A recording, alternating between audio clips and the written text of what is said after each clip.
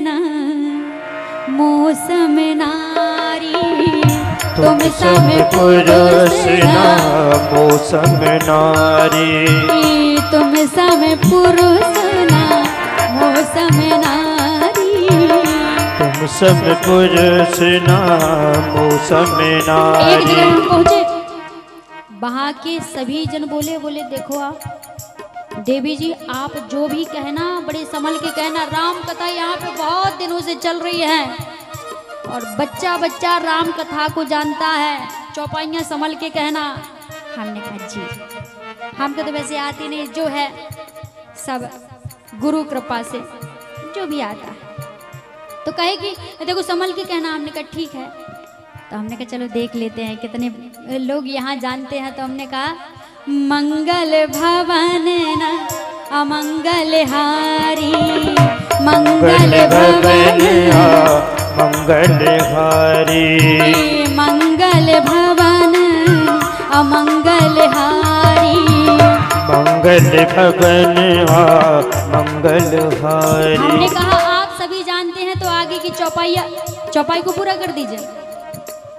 तो एक सज्जन खड़े होकर के बोले तुम सम पुरुष ना मौसम नारी, तुम सम पुरुष ना मौसम नारी, तुम सम पुरुष ना मौसम नारी, तुम सम पुरुष ना मौसम नारी। हमने कहा सच्ची बात है, यहाँ सब बहुत जानते हैं मंगल भवन मंगलहारी और तुम सम पुरुष ना मौसम नारी।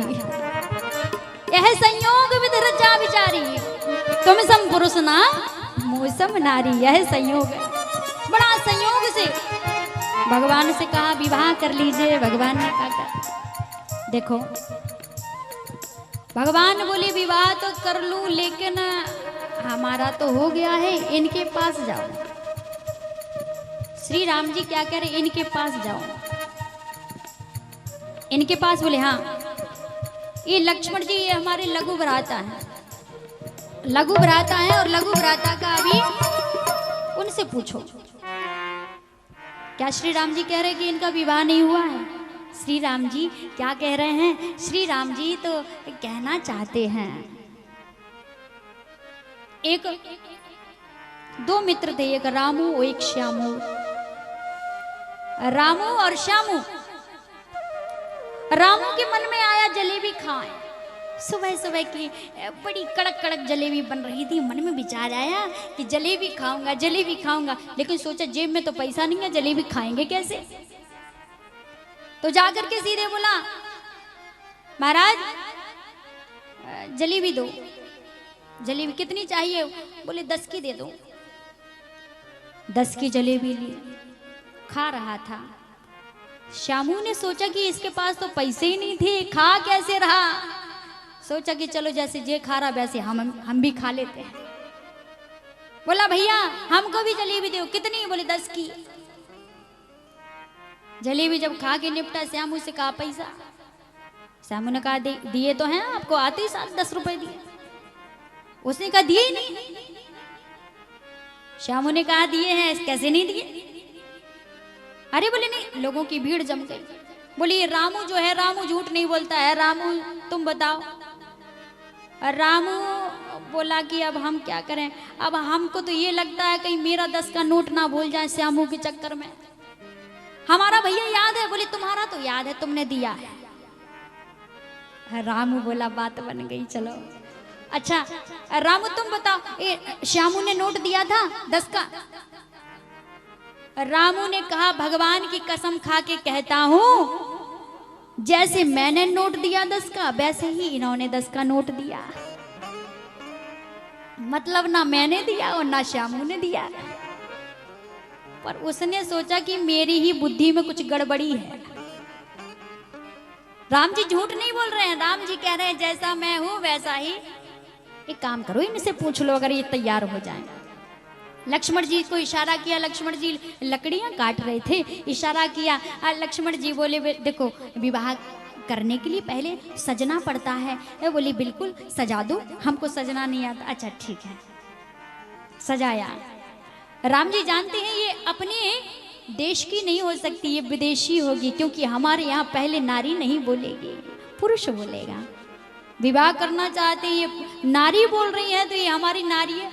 हमारे यहाँ की नारी पहले नहीं बोलती हैं, आगे नारियां नहीं बढ़ती हैं, तो ये विदेशी होगी। इसलिए लक्ष्मण जी तुम देखो, श्री लक्ष्मण जी ने सजाने के लिए जैसे ही बैठे, आंख बंद करो, आंख बंद कर ली, तो लेकर के बाण को ऐसे मोड़ के नाक पे रखा और नाक को गोविंदाय नमो नमः कर दिया। नाक कट गई, नाक कटी, भागते दौड़ते भैया के पास पहुंचने से पहले सुबाहु के पास पहुंची। लेकिन रावण के पास पहुंची, रावण ने कहा ये नाक कैसे कटी, तब बता दिया कि जंगल में 2 राजकुमार आए हैं। अच्छा, किसी की नाक कट जाए, लोग तो कहते रहते ऐसे, अरे नाक न कट जाए, नाक कट जाए तो क्या नकटा हो जाए। नाक कटना अच्छी बात नहीं है, सब अपनी किसी चीज को संभाल के रखें या ना रखें, लेकिन नाक को बड़ा संभाल के रखते, चाहे नाक बेकार हो, चाहे जैसी हो, पर नाक नहीं कटनी चाहिए। सूर्पनखा की नाक कट गई, नाक कटी तो रावण के पास पहुंची, कहाँ कटा के आई नाक? सूर्पनखा बोली महाराज भैया जंगल में 2 राजकुमार आ गए, उन्हीं ने काट ली नाक। अच्छा, हमको बताओ पता। अच्छा, इस सूर्पनखा ने क्या कहा था? तुम सम पुरुष न मोह सम नारी, यह संयोग विधि रचा विचारी। क्यों कहा? क्या अपनी स्वरूप का वर्णन कर रही थी? बोले ना, सूर्पनखा के जो पति थे, सूर्पनखा का नाम क्या है? सूर्पनखा का तो नाम स्वर्णनखा। उसके जब पति का अंत कर दिया रावण ने, तो उसने संकल्प किया, तुमने मेरे पति का अंत किया है, मैं स्वर्णनखा संकल्प करती हूं कि तुम्हारे कुल में किसी को रहने नहीं दूंगी, तुम्हारे वंश का भी अंत करवा दूंगी। और यहां श्री राम जी ने निश्चरहीन करो मही भुजी उठा हूं प्रण कीन।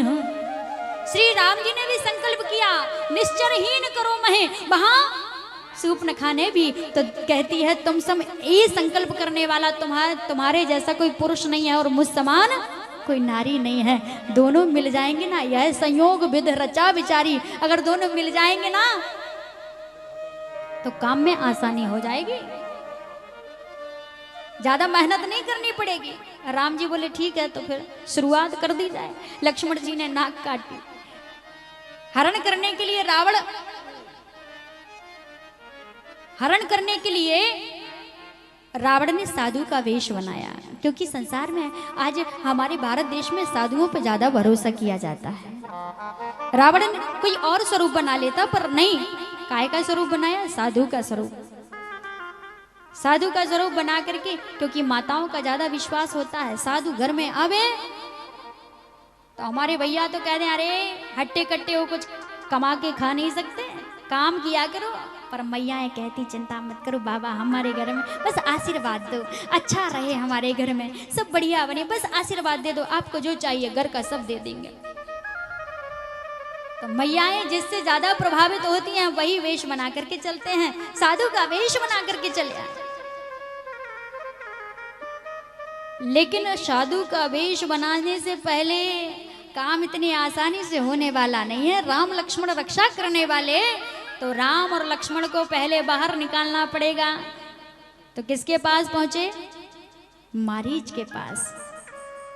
मारीच से कहा कि तुम हिरण बन जाओ। मारीच ने कहा अच्छा खासा आदमी हूं, हिरण तो जानवर होता है। रावण ने कहा नहीं बनोगे तो बना दूंगा, मार दूंगा। राम में और रावण में क्या अंतर है? बोले रावण का काम है अच्छे खासे आदमी को जानवर बना देना, और राम का कार्य ये है, हनुमान बानर सब बीरा, धरे मनोहर मनुज शरीरा। बानर भी आदमी बन गए चरणों में लगते ही। राम जी का काम है जानवर को इंसान बना देना, और रावण का काम है आदमी को जानवर बना देना। बनते हो कि नहीं? मारीच ने कहा इसके हाथों से मरूं, इससे अच्छा तो राम के हाथों से मरूंगा तो तर भी जाऊंगा। हिरण बनकर के गए, सोने का मृग कुटिया के आगे